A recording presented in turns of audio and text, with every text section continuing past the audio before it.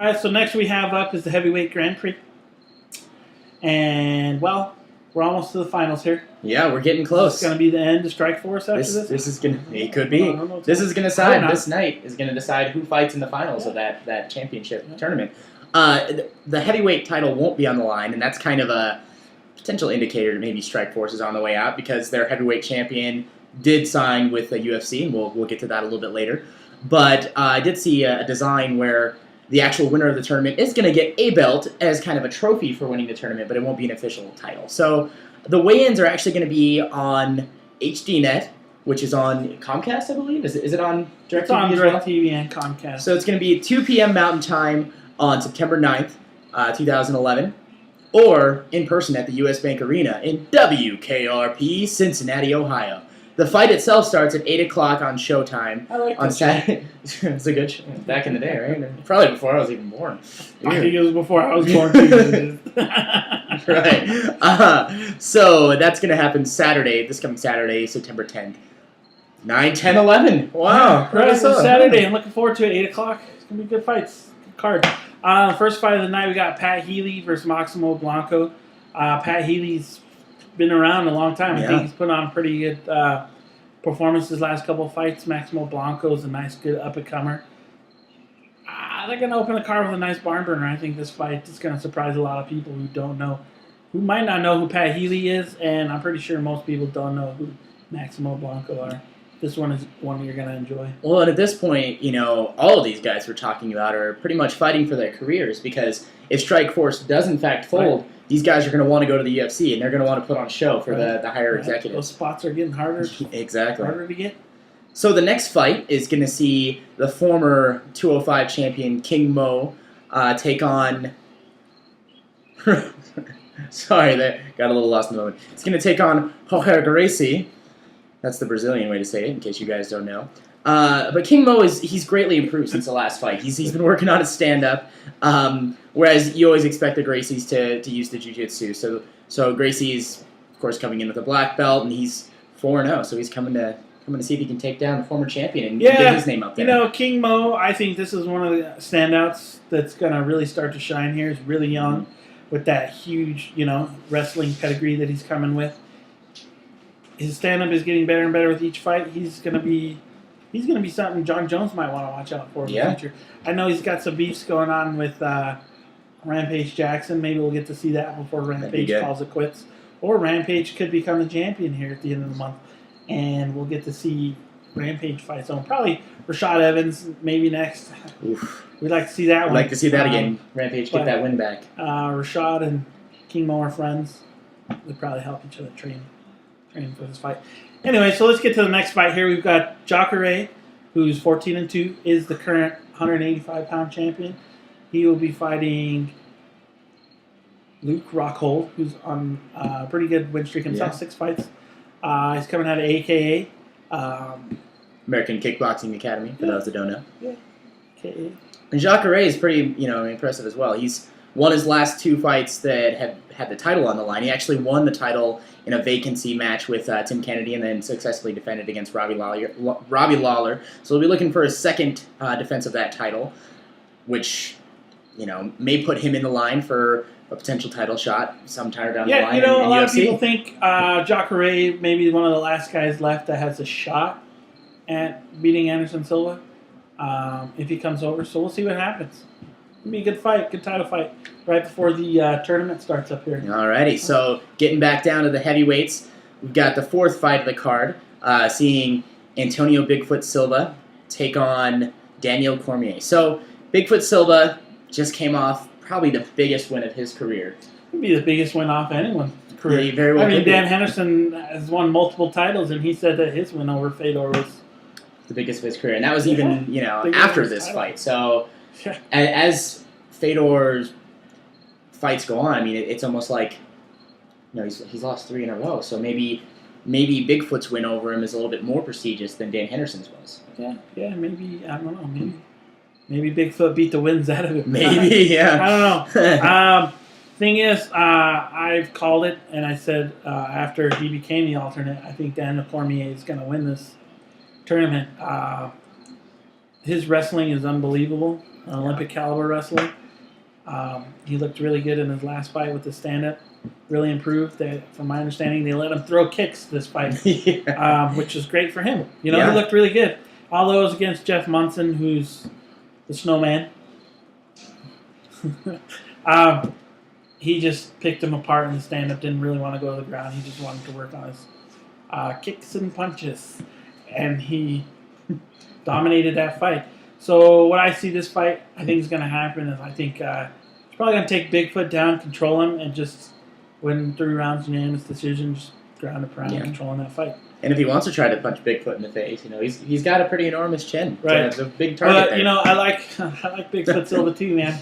That guy really impressed me after the Fedor win. Talked to him a couple times. He's a really nice guy. So that's gonna be a good fight, which leads us into the main event with Josh, the babyface assassin Barnett, versus Sergey. I don't know if he's got a nickname, Karatanov. That's a better nickname. Josh Barnett has been a top 10 heavyweight for years. He's had some problems with steroids, problems getting licensed.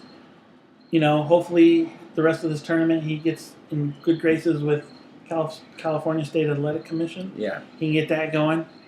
He wants to return to the UFC. Yeah, we would like to see him back in the UFC. I mean, I'd love to see him fight Kane. I'd love to see him fight Dos Santos. Hell, I still want to see him fight Overeem.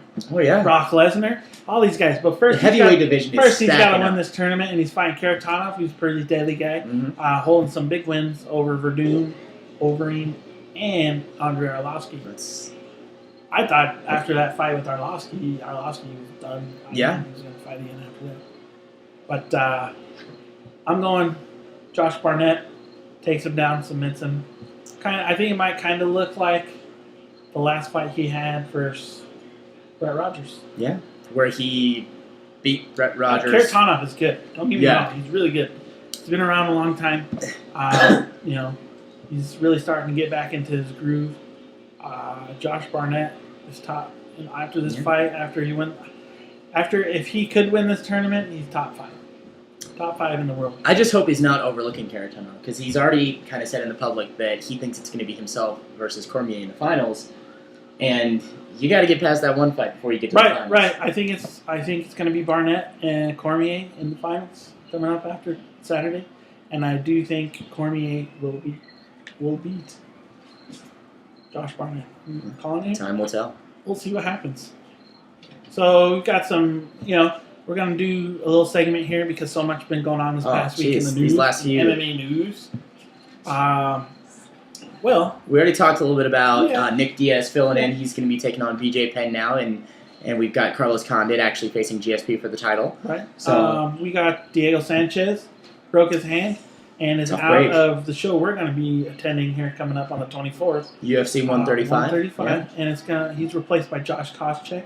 Koscheck's first fight after getting his face smashed by GSP. Literally smashed. Like his face was broken and he couldn't travel. So pretty bad. So good to see Koscheck back.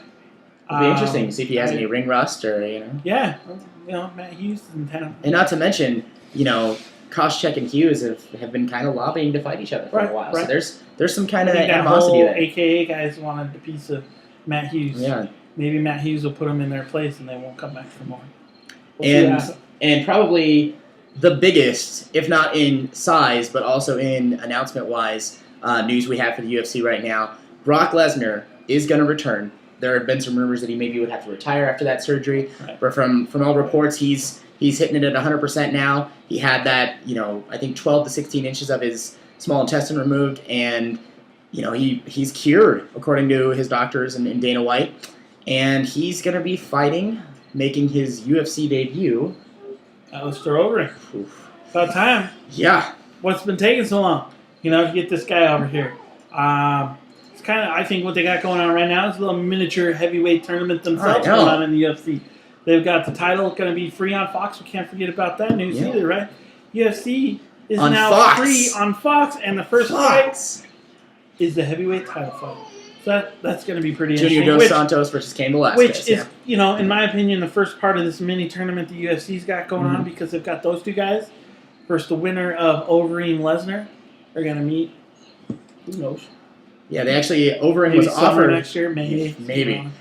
as long as Lesnar stays healthy too. Overeem, though, was offered a title shot to start off, and he didn't want to wait for the winner of Dos Santos and Velasquez, so he took the fight with Brock Lesnar, and all reports are saying that Brock Lesnar and Overeem are fighting for the #1 contendership. So not far behind them, I would say now, though, is Frank Mir and Nogueira. They're announced for a fight fighting each other. Yeah, so more news, whoever wins that's going to be up in the mix. Big week of news going on here. Seriously.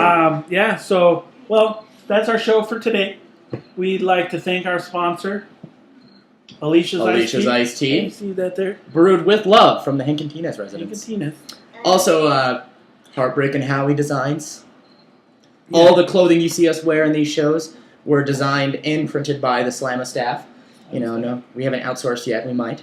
And finally, Delicious Chris Steakhouse. You might have heard of Ruth's Chris Steakhouse, but this is Chris Delicious Steakhouse, and it's better than any steak you'll ever have. We had them on the grill earlier, and meal fit for a king. Right. I'm going to have some of this tea. Just the last couple things here. Don't forget to like us on Facebook. Look up SlaMMA on Facebook. Yeah, it's facebook.com. You get to watch this video. You get to hear any updates we got going on. Hear about when our next show is live. You can find us on facebook.com/slamma.tv.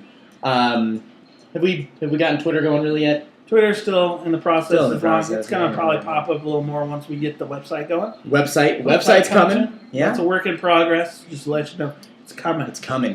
Check out me on Twitter, on SpiderSilva99. And I am Howie Mania. Feel free to follow us. Ask questions. Talk to us. You guys have any ideas about the show or have any questions, anything you want us to bring up in the future, let us know. Let us know. Yeah, hit us up on Facebook.